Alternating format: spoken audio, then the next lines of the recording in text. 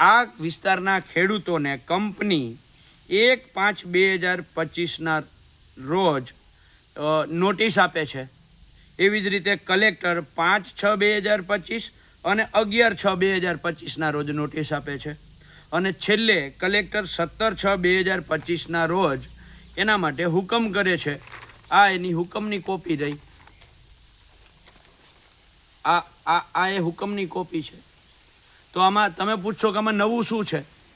નવું એ છે કે આ લાઇનમાં ત્યાંના ખેડૂતોનો જે દાવો છે એ મુજબ ત્યાંના એક ધારાસભ્ય શ્રી સુરેન્દ્રનગર જિલ્લાના પ્રકાશભાઈ વરમોરા, જેનું આ કાગળમાં 7 નંબર ઉપર નામ છે। ઘણા લોકો સસ્તી પ્રસિદ્ધિ માટે, પોતાના અંગત એજન્ડા માટે ગુજરાતનું અને મોરબી આવી અને મોરબીનું વાતાવરણ દોડવા માટે કોઈ ધડ માથા વગરની વાત કરી અને વિષયને જુદી રીતે મૂકતા હોય છે।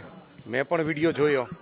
હવે વિડીયોમાં એવું કહે છે કે ધારાસભ્યએ એની જમીન બિનખેતી કરી નાખી અને પછી પાવર ગ્રીડની લાઈન હતી એની નોટિસ બંધ થઈ ગઈ।